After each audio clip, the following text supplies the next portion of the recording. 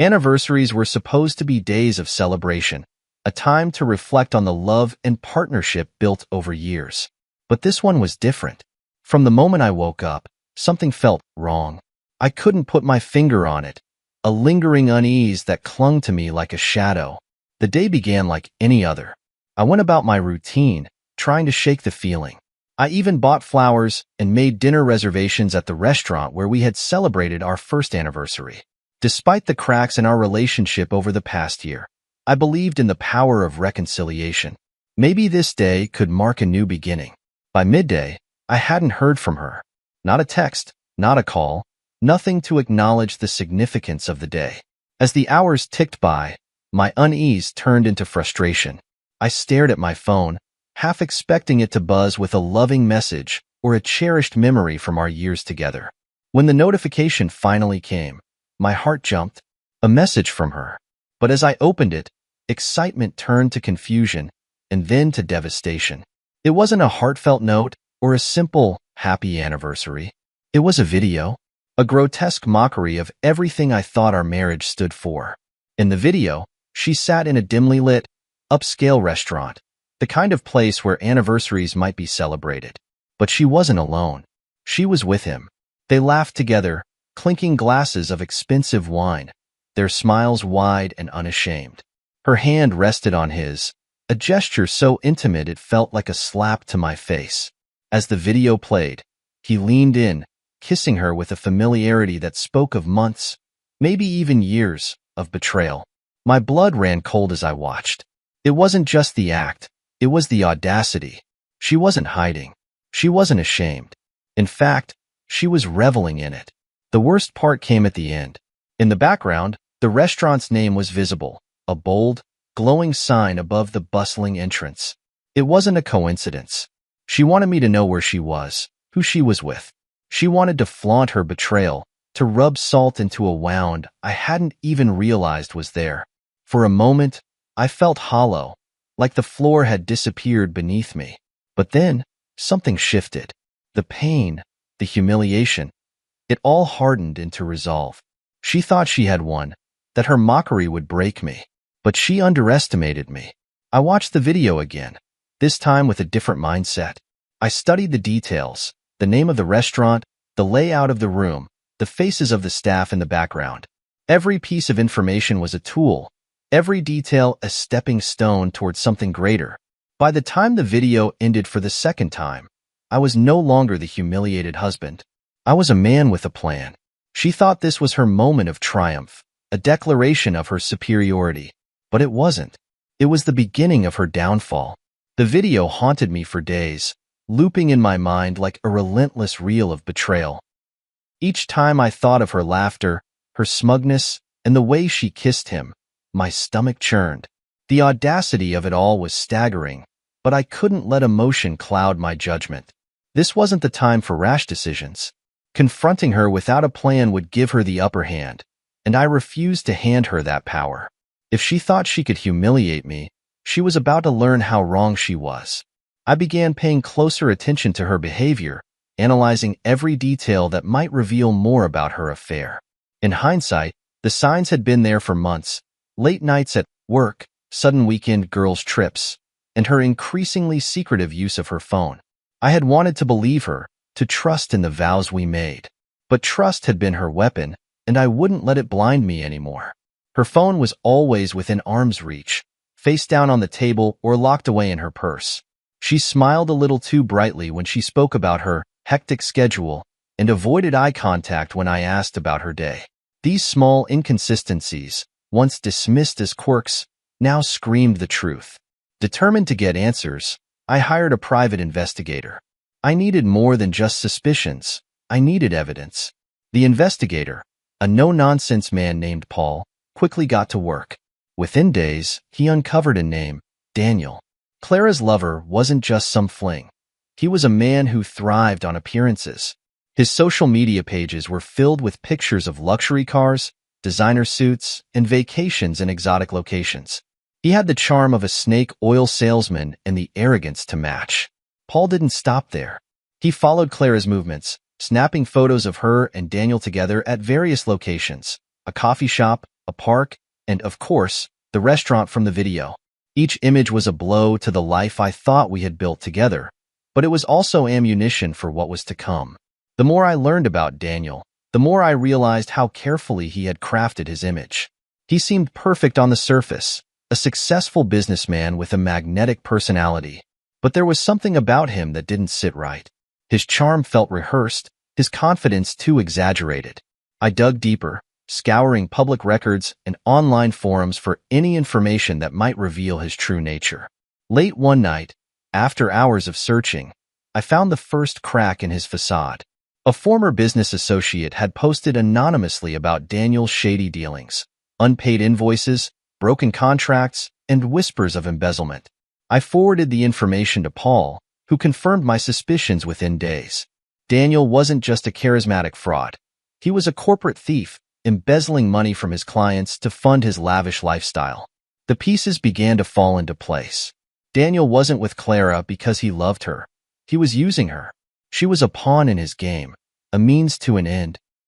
He had seen an opportunity to exploit her, to gain access to the financial settlement she would demand in our divorce.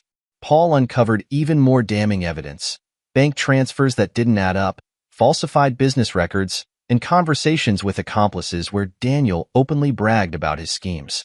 One recording stood out above the rest. In it, Daniel spoke to an associate about Clara. "She's useful," he said, his tone dripping with arrogance. "Once she gets her settlement, I'll make sure we live the good life for a while. She's easy to manipulate, always wants to feel special. It's almost too easy." Hearing those words lit a fire in me. Clara had betrayed me, but Daniel had turned her into a tool for his own gain. They had both wronged me, but his smug confidence, his belief that he could use my life as a stepping stone for his schemes, fueled my resolve. I wasn't going to let them win. By the time Paul finished his investigation, I had a folder full of evidence: photos, recordings, documents, each piece meticulously organized. It wasn't just proof of Clara's affair. It was a complete exposé of Daniel's crimes. But I didn't confront her. Not yet. The satisfaction of a confrontation would be fleeting, and I needed something more permanent. Something that would not only expose her betrayal, but also dismantle the life she thought she had built with Daniel. And as I stared at the folder in front of me, I realized I had everything I needed to take them both down. The more I learned about Daniel, the clearer it became that he wasn't just a liar. He was a predator. He had spent years constructing a life built on manipulation and deceit, using charm to lure people in and greed to exploit them. Clara wasn't his first victim, and she wouldn't be his last if I didn't intervene. The evidence Paul had gathered was damning, but I wanted to be sure there were no loose ends.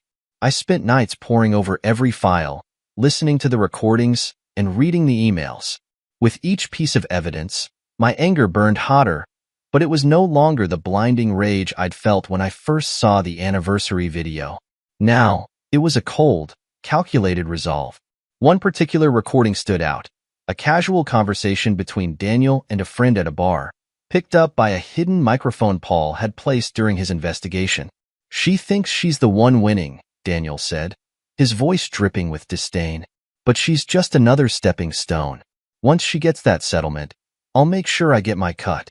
Then she's gone." The friend laughed, and Daniel continued, "It's like clockwork.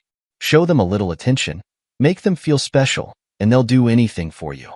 Clara's no different." I clenched my fists as I listened, the smug tone in his voice igniting something deep inside me. This wasn't just about Clara anymore. It was about the principle, the audacity of someone like Daniel thinking he could destroy lives without consequence. Paul's investigation revealed more than just words. Bank records showed transfers from Daniel's clients to offshore accounts, sums that didn't align with the services he claimed to provide. Emails between him and his accomplices outlined plans to siphon funds from new clients, promising them lucrative returns while diverting the money into his own accounts. One name stood out in the pile of victims: the owner of the restaurant where Clara and Daniel had flaunted their affair. The owner, a man named Martin, had been one of Daniel's earlier targets. He had trusted Daniel with a significant investment, believing the promises of high returns. Instead, Martin lost nearly everything: his savings, his trust, and almost his restaurant. It was poetic in a way, that Daniel had chosen that restaurant for his little public display with Clara. He probably thought it was the perfect backdrop for his charade, never realizing the connection. I decided to pay Martin a visit. The restaurant was quiet when I arrived mid-afternoon, the staff preparing for the evening rush. Martin was in his office, a modest space tucked behind the kitchen. He looked up as I entered, his eyes wary but polite. "Can I help you?" he asked, his tone cautious. "I believe we have a common interest," I said, placing a folder on his desk. Martin opened it hesitantly, his eyes widening as he flipped through the pages. Photos of Daniel, bank records, and emails, all evidence of the man who had swindled him. "Where did you get this?" he asked, his voice laced with anger and disbelief. "I had him investigated," I said simply. "He's been targeting people like you for years. And now, he's using my wife to fund his next scheme." Martin leaned back in his chair, processing the information. "I always suspected he was a fraud, but I couldn't prove it. This is everything." "I thought you'd want to know," I said, "but I also thought you might want to be part of what comes next." Martin's eyes narrowed. "What do you have in mind?" I explained my plan, how I intended to expose Daniel's crimes publicly, in a way that would leave no room for denial or escape. Martin listened intently, nodding as I outlined the details. By the time I left the restaurant, Martin was fully on board. He had connections, resources, and a personal vendetta against Daniel that made him the perfect ally. Driving home, I felt a sense of satisfaction I hadn't felt in weeks. The plan was coming together, and with every step, I was closer to reclaiming the power Daniel and Clara thought they had taken from me. But this wasn't just about me anymore. It was about justice, for Martin, for Daniel's other victims, and for anyone who had ever been betrayed by someone they trusted. And as I pulled into my driveway, I knew one thing for certain. Daniel and Clara's house of cards was about to come crashing down. The pieces were falling into place, but I knew this plan required precision. Exposing Daniel and Clara in a way that was both public and undeniable meant taking every step carefully. I couldn't afford to rush or let emotions drive my decisions. Sitting at my desk that evening, I spread out the evidence like puzzle pieces, each one fitting into the larger picture of Daniel's deception. The photos, recordings, and documents weren't just proof of his crimes. They were weapons, and I intended to use them well. I reviewed the recordings again, making sure the clearest and most damning moments were highlighted. Daniel's arrogance practically dripped from his voice as he bragged about his schemes, his confidence that his charm would keep his victims blind. The recording of him discussing Clara's role in his plans was the linchpin, exposing not only his fraud but his utter lack of regard for her. But this wasn't just about Daniel. Clara's betrayal had its own weight, and I wasn't going to let her walk away unscathed. She had made her choices, and now she would face the consequences alongside the man she had chosen. To ensure everything was airtight, I consulted with Martin, the restaurant owner Daniel had swindled. He was eager to help, his anger at Daniel's betrayal mirroring my own. Together, we crafted a plan to deliver the evidence in a way that couldn't be ignored. Martin provided a crucial insight. His restaurant wasn't just a venue for elegant dinners. It was a gathering spot for high-profile clients. On any given night, the dining room was filled with businesspeople, politicians, and socialites. It was the perfect stage for Daniel's downfall. The plan was simple but devastating. Using the restaurant's state-of-the-art audiovisual system, we would broadcast the evidence at the height of the evening, ensuring maximum exposure. Martin would alert the police beforehand, providing them with a copy of the evidence so they could act swiftly once it was revealed. With the logistics in place, I began preparing the final presentation. I compiled the most incriminating documents and recordings into a concise, impactful video. Each piece of evidence flowed seamlessly into the next, painting a clear picture of Daniel's crimes. As I worked, I couldn't help but think about Clara. What had she expected from all this? Did she believe Daniel's charm and promises would lead to a better life? Or had she simply stopped caring about the life we had built together? It didn't matter anymore. Whatever her reasons, she had made her choice. And now, I was making mine. The night of reckoning approached, and I found myself standing in front of my closet, choosing an outfit as if I were preparing for an important event. In a way, I was. This wasn't just about exposing Daniel and Clara. It was about reclaiming my dignity and proving that their betrayal hadn't broken me. I settled on a sharp suit, the kind I hadn't worn in years. As I adjusted my tie, I caught a glimpse of myself in the mirror. The man staring back at me wasn't the same one who had been blindsided by that anniversary video. He was stronger, more resolute. Arriving at the restaurant, I felt a strange sense of calm. The dining room was already filling with patrons, the clinking of glasses and soft murmur of conversation creating an atmosphere of elegance. I approached one of the staff members, handing them the flash drive. "This is for a special request," I said, keeping my voice steady. "It's for the couple at table 5, Clara and Daniel. Play it after their main course." The staff member nodded, slipping the drive into their pocket without question. I didn't stay to witness the chaos firsthand. There was no need. The stage was set, the players were in place, and the curtain was about to rise. As I walked out of the restaurant and into the cool night air, I felt lighter than I had in weeks.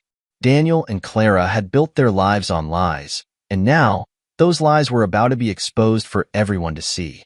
For the first time since this ordeal began, I smiled, not out of spite, but out of the knowledge that justice was finally within reach. The night had finally arrived. Everything was in motion, the pieces perfectly aligned for what would be an unforgettable evening, not for me, but for Daniel and Clara. As I drove away from the restaurant, I felt a strange mixture of calm and anticipation. I didn't need to witness what would unfold. Knowing the plan was enough. The restaurant's elegance served as a stark contrast to what was about to happen. Chandeliers cast soft light over the tables, and the hum of polite conversation mingled with the clinking of glasses. It was a scene Clara had always loved: luxury, sophistication, an audience. She thrived in spaces where she could perform, where her carefully curated life could be admired. Tonight, her stage would betray her. I imagined her sitting at the table with Daniel, laughing at his jokes, unaware that the carefully constructed facade was moments away from shattering. The staff, who had unknowingly become part of the plan, were ready to play the video as instructed. The flash drive contained everything: the damning evidence of Daniel's fraud, the recorded conversations where he mocked Clara and revealed his true intentions, and the trail of stolen money that tied it all together. I had crafted the presentation meticulously, ensuring that every detail was clear, every piece of evidence undeniable. From my home, I followed the events through social media. It didn't take long for the first post to appear. A blurry photo of the restaurant screen with the words, "What is happening?" in the caption. The video had begun. The elegant ambience of the restaurant was replaced with gasps and murmurs as the evidence played out for everyone to see. The first clip was a recording of Daniel boasting about his schemes, his voice dripping with arrogance. "These idiots trust me with everything," he said, his tone casual. "It's like taking candy from a baby. And Clara? She's just another pawn. She doesn't even know she's funding my next move." The room fell silent as his words echoed through the speakers. The video transitioned to financial documents, showing the trail of stolen money and falsified transactions. Bank records and contracts appeared on the screen, each one more damning than the last. Then came the piece de resistance, a clip of Daniel laughing with his accomplices. "Once this divorce goes through, I'll have access to her settlement. Easy money." The audience erupted. Patrons began whispering to each other, some pulling out their phones to record the spectacle. Among them were a few of Daniel's former clients, including Martin, the restaurant owner. His face turned red as he stood up, his voice booming over the growing commotion. "That's him," Martin shouted. "That's the man who stole from me." The staff scrambled to manage the chaos, but it was too late. The video had done its job. Clara's night of triumph had turned into a public humiliation, and Daniel's carefully crafted image was crumbling before her eyes. I could only imagine the look on Clara's face as the truth hit her. The man she had betrayed me for wasn't her savior. He was a con artist, a fraud who had used her just as easily as he had used his clients. As the video ended, the sound of sirens filled the air. The police, tipped off in advance, arrived to take Daniel into custody. He didn't go quietly, of course. His protests were drowned out by the sound of handcuffs clicking and the whispers of onlookers documenting his fall. Clara sat frozen, her face pale as the realization of her mistake sank in. The restaurant patrons, many of whom had likely envied her lifestyle just moments before, now stared at her with a mix of pity and judgment. The live stream I was following cut off abruptly, but by then, I had seen enough. My plan had worked. The truth was out, and there was no going back. That night, as I sat on my couch with a glass of whiskey in hand, I felt a deep sense of closure. Clara and Daniel had tried to destroy me, but they had only succeeded in destroying themselves. For the first time in months, I slept soundly, knowing justice had been served. The next morning, the fallout was impossible to ignore. News of what had happened at the restaurant spread like wildfire, thanks to social media. Videos, photos, and first-hand accounts painted a vivid picture of the chaos that had unfolded. Daniel's arrest, Clara's humiliation, and the explosive exposure of their lies were now public knowledge. I scrolled through my phone, watching as people dissected every detail. Posts labeled "Fraudster exposed at Lux Restaurant" and "Cheater gets her just desserts" were trending. Comments flooded the videos, with strangers expressing everything from outrage to schadenfreude. Can you believe this guy? Scamming people left and right. She betrayed her husband for that? Karma's real. Imagine sitting there while your dirty laundry plays on a big screen. Yikes. It wasn't long before major news outlets picked up the story. Daniel's fraud was laid bare for the world to see, with headlines detailing his embezzlement schemes, his lavish lifestyle funded by stolen money, and the police investigation that followed his arrest. But the story wasn't just about Daniel. It was about Clara, too. Her name became synonymous with betrayal and poor judgment. People were quick to piece together the narrative of her affair and the public spectacle that had unraveled. I received updates from Martin, the restaurant owner, who was still riding the high of seeing Daniel face justice. "You should have seen his face when the police walked in," Martin said over the phone, his voice filled with satisfaction. He thought he was untouchable. Watching him squirm was worth every second. "And Clara?" I asked, curious but not invested. "She looked like she wanted to disappear," Martin replied. People were whispering, pointing at her. She tried to leave quietly, but there was no way to avoid the stares. It was exactly as I had envisioned. Clara's night of triumph had turned into a nightmare, and there was no way for her to spin it. By the afternoon, Clara's attempts to contact me began. My phone buzzed relentlessly. Calls, texts, voicemails, each one more frantic than the last. At first, I ignored them. I had no desire to hear her excuses or pleas. But eventually, curiosity got the better of me, and I listened to one of her messages. "Nathan," her voice trembled, a mix of desperation and shame. "I don't know where to start. I didn't know. I didn't know he was like that. Please call me back. We need to talk."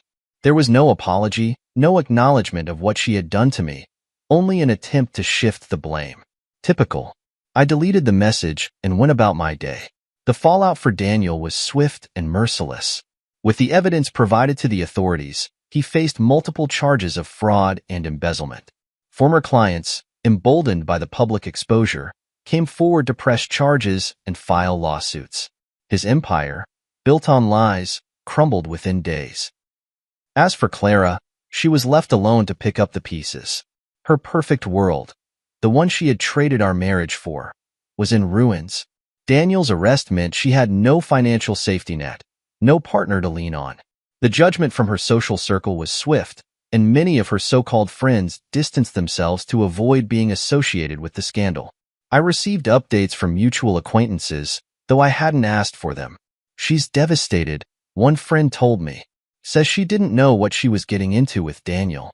She's trying to rebuild, but no one's taking her seriously anymore," another said. Honestly, it's hard to feel sorry for her after what she did. But I didn't feel anything. Not pity, not satisfaction, not even anger. Clara had made her choices, and now she was living with the consequences. That evening, I sat on my porch, watching the sunset as a sense of peace settled over me. The weight I had carried for months was gone. The betrayal, the humiliation, the anger. It was all behind me now. Clara and Daniel's exposure wasn't just about justice. It was about reclaiming my life and my dignity. And as I sat there, listening to the quiet hum of the evening, I realized that I had finally found closure. The fallout from that fateful night at the restaurant rippled far and wide. Daniel's arrest made headlines, and the media latched onto every sordid detail of his fraudulent empire. Clara's involvement wasn't ignored either, though her role was framed as more foolish than criminal. For weeks, it seemed like every news cycle had a new update about Daniel's victims coming forward, lawsuits being filed, or his assets being seized. As for me, I watched from a distance, detached but satisfied. Justice was unfolding exactly as I had planned. Daniel's former clients wasted no time pursuing legal action. Martin, the restaurant owner, spearheaded the efforts, suing Daniel for every penny he had lost. Other victims joined in, their combined lawsuits piling onto an already overwhelming criminal case. The evidence I had provided was instrumental in sealing Daniel's fate. Bank records, falsified documents, and recordings of his schemes left no room for doubt. By the time he faced his first court appearance, his confident facade had crumbled, replaced by the defeated look of a man who knew he was out of options. Clara, on the other hand, faced a different kind of fallout. The glamorous life she had flaunted on social media vanished overnight. With Daniel's finances frozen and her own reputation in tatters, she was left to fend for herself. Mutual acquaintances kept me updated, though I never asked for details. "She's barely holding it together," one friend said over coffee. "I heard she's staying with a cousin, trying to figure out her next move." Another added, "She's been reaching out to people, but no one wants to get involved." After everything that happened, her name's practically toxic. For Clara, the reality of her choices was unavoidable. The man she had risked everything for turned out to be nothing more than a con artist, and her betrayal of me had cost her the stability she once took for granted. Days turned into weeks, and then came the moment I knew was inevitable, her plea for forgiveness. It happened late one evening. I was in the kitchen, cleaning up after dinner, when I heard a knock at the door. My heart didn't race, nor did I feel a pang of regret. I already knew who it was. Clara stood on the porch, her once pristine appearance replaced by someone who looked worn and defeated. Her hair was tied back in a messy bun, and her clothes were simple and unremarkable, a stark contrast to the designer outfits she had once prided herself on. "Nathan," she began, her voice trembling, "please, can we talk?" I didn't move from the doorway, keeping a physical and emotional distance. "What is there to talk about, Clara?" Tears welled up in her eyes. "I made a mistake, a terrible mistake. I didn't know Daniel was like that. I thought I was doing what was best for me, for us, but I was wrong." Her words tumbled out, a mixture of apologies and excuses, each one more desperate than the last. "I know I hurt you, and I'll regret it for the rest of my life. Please, Nathan, give me a chance to make this right." I stared at her, feeling nothing. Not anger, not pity, not even satisfaction. Her words, her tears, they couldn't undo what had been done. "You broke your vows, Clara," I said, my voice calm but firm. "You turned our marriage into a joke and betrayed everything we built together. There's nothing left to fix." She reached for the doorframe, her voice rising with desperation. "Nathan, please. I didn't mean for things to go this far. I still love you." I cut her off with a cold, final statement. "Love doesn't look like this, Clara. Whatever you had with Daniel, whatever you thought you were gaining, it wasn't worth destroying us. Now, you have to live with that." I closed the door, the sound echoing in the quiet night. She stood outside for a moment, her sobs muffled by the door, before finally walking away. That night, I blocked her number and removed her from every social media account. I wasn't interested in her explanations or her attempts to reconcile. My focus was on moving forward, on living a life free from the deceit and toxicity she had brought into it. The aftermath of her choices was hers to bear, and I had no intention of carrying any part of that burden. The silence after Clara's visit was like a bomb. Her desperate attempts to claw her way back into my life were over. The door was firmly shut, both literally and figuratively, and for the first time in years, I felt completely unburdened. The divorce proceedings moved swiftly, thanks to the overwhelming evidence I had compiled. Clara's infidelity was irrefutable, and the courts didn't look kindly on her actions. My lawyer, Daniel, made sure everything was airtight, presenting every piece of documentation to ensure I came out of the ordeal unscathed. Clara's hopes of a generous settlement were dashed when the judge ruled against her claims. Infidelity had voided her entitlement to much of what she had sought. She left the courtroom with nothing but the belongings she had taken when she moved out, while I walked away with my dignity and a clean break. Mutual friends reached out, many of them expressing admiration for how I had handled everything. "You didn't just take the high road, you built a whole new road," Eric said during one of our conversations. "Most people would have lost their minds, but you kept your composure. That's rare." "It wasn't easy," I admitted, "but it was necessary. I couldn't let her or Daniel drag me down with them. I took steps to reclaim my life in ways both big and small. The house, once a place filled with memories of Clara, became a reflection of my renewed sense of self. I redecorated every room, removing any trace of her presence. The designer furniture she had insisted on was replaced with pieces that were functional and meaningful. The living room became a cozy space for reading and reflection. The kitchen was reorganized to suit my renewed love for cooking, and the walls were adorned with photos of places I had visited and moments that brought me joy. As I settled into this new chapter, I began reconnecting with parts of myself that had been buried during my marriage. I picked up old hobbies, photography, hiking, and writing, and found a sense of fulfillment I hadn't felt in years. Travel became a new passion. With Clara gone, I had the freedom to plan trips on my own terms, visiting places that inspired and rejuvenated me. I spent a week hiking in the mountains, capturing stunning landscapes with my camera. Another trip took me to a quiet coastal town, where I spent my days reading by the ocean and my nights enjoying fresh seafood at local restaurants. Each experience reminded me that life was meant to be lived, not endured.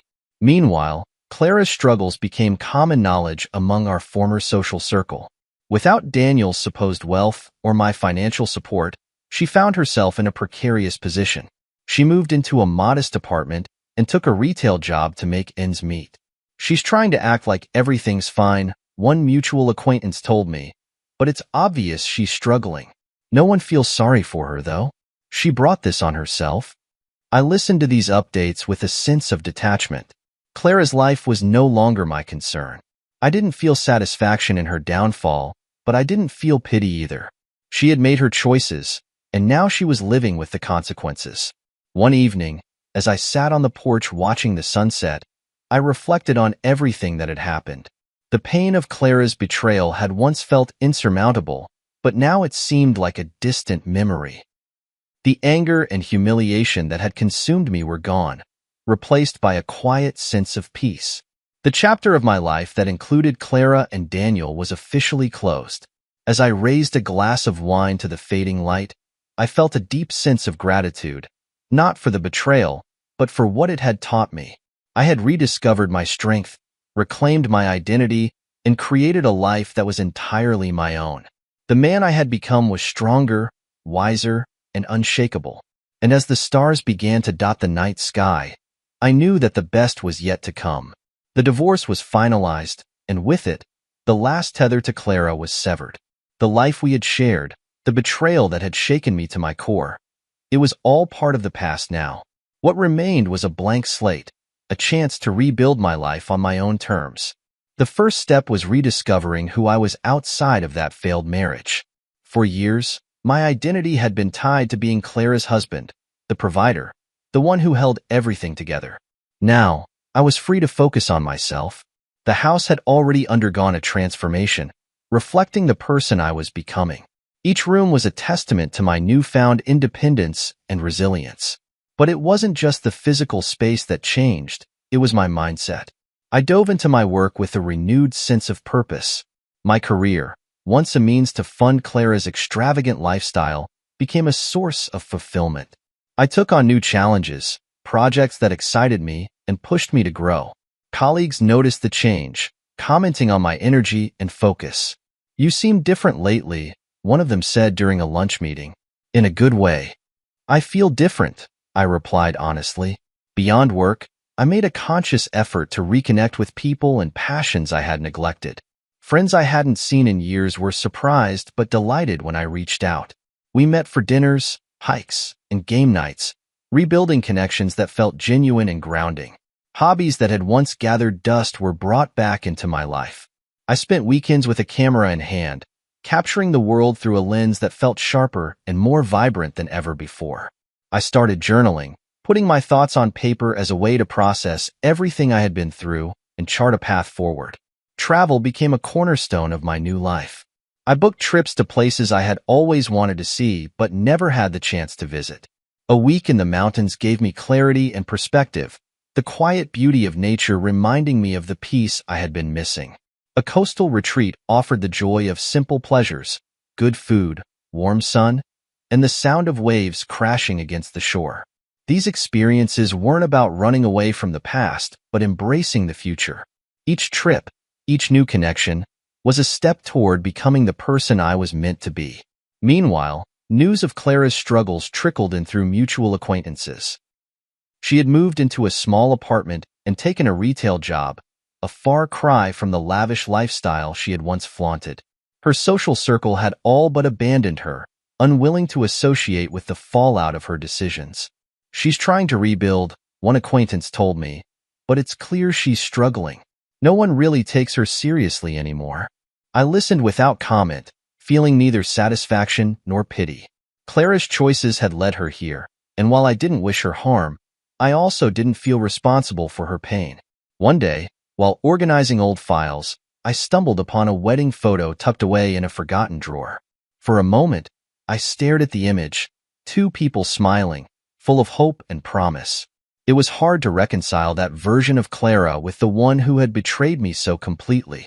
I held the photo for a moment before slipping it into the shredder. It wasn't anger or bitterness that drove me. It was a sense of finality. That chapter was over, and I didn't need reminders of what had been. Life moved forward, as it always does. I began attending events and workshops, meeting people who shared my interests and values. It was at one of these gatherings that I met someone who changed everything. Her name was Rachel, and she was nothing like Clara. She was kind, down-to-earth, and full of warmth. Our conversations flowed effortlessly, and for the first time in years, I felt a spark. Not the fleeting attraction that fades, but a genuine connection. Rachel wasn't a replacement for Clara or a way to fill the void she had left. She was her own person, and she brought out the best in me without trying to change who I was. As our relationship grew, I realized how much I had learned from my past. I was more cautious, more thoughtful, and more intentional about what I wanted in a partner. Rachel and I didn't just complement each other. We built something together that felt real and unshakable. One evening, as we sat on the porch of my home watching the sunset, she turned to me with a smile. "You seem at peace," she said. "I am," I replied, taking her hand in mine. The journey to this moment hadn't been easy. It had been filled with pain, betrayal, and hard lessons. But it had also been transformative, pushing me to grow in ways I never imagined. As I looked out at the fading light, I felt a profound sense of gratitude, not for the betrayal or the heartbreak, but for the strength I had found within myself. The chapter with Clara was closed, and a new one had begun. Months turned into a year, and my life had transformed in ways I never imagined. What began as a nightmare of betrayal became the foundation for a life filled with purpose, peace, and genuine happiness. The scars from my time with Clara hadn't disappeared, but they no longer hurt. Instead, they served as reminders of the strength I'd discovered, the lessons I'd learned, and the boundaries I'd set for myself. My world, once dominated by someone else's desires, was now entirely my own. The house, now completely reimagined, reflected who I had become. The walls were adorned with photographs from my travels, each one a memory of the places I had explored and the people I had met along the way. The spaces that had once felt suffocating were now warm and inviting, filled with pieces that resonated with my journey. Work continued to thrive. The energy I had once poured into salvaging a broken marriage now fueled my career. Promotions, accolades, and new opportunities came my way, But what mattered most was the sense of fulfillment I felt every day. Beyond work, my personal life flourished. Rachel, the woman I had met at the workshop, became an integral part of my world. Her kindness and authenticity were like a breath of fresh air, a stark contrast to the performative love I had experienced with Clara. Our relationship grew steadily, rooted in trust and mutual respect. Rachel wasn't interested in material things or superficial status. She cared about the little moments, sharing coffee on quiet mornings, hiking through the woods on weekends, and sitting on the porch watching the stars. One evening, as we sat together under the night sky, she turned to me and said, "You've come so far, Nathan. I hope you're proud of yourself." Her words struck a chord. I hadn't thought about pride before, but as I reflected on the journey, I realized how much I had accomplished, not just in reclaiming my life, but in redefining it. "I am," I said, smiling, "and I'm grateful for where I am now." Clara's shadow no longer lingered in my life. News of her struggles occasionally reached me through mutual acquaintances, but I paid them no mind. She was part of a past I had moved beyond, and her choices were hers to reconcile with. One day, I received a letter in the mail. It was from Clara. I debated whether to open it, but curiosity won. Inside was a handwritten note, the words shaky but deliberate. "Nathan, I don't expect forgiveness or a second chance. I just want to say I'm sorry. I made mistakes, terrible ones, and I see now what I lost because of them. You deserved better. I hope you found happiness, and I hope you know how much I regret what I did. Clara." I folded the letter and placed it in a drawer, not out of malice, but because it didn't change anything. Her apology, while appreciated, wasn't necessary for my healing. I had already found closure. As the seasons changed, so did my perspective. What had once felt like the end of the world was now a distant memory, a chapter in a story that had led me to a better place. One morning, standing on the balcony of my home with Rachel by my side, I looked out at the sunrise and felt a deep sense of contentment. The man I saw in the reflection of the window wasn't just someone who had survived betrayal. He was someone who had thrived despite it. The pain Clara inflicted had once been unbearable, but now it was nothing more than a stepping stone to a brighter future. I raised my coffee cup to the horizon, a quiet toast to resilience, growth, and new beginnings. This was my life now, and it was everything I had ever hoped for.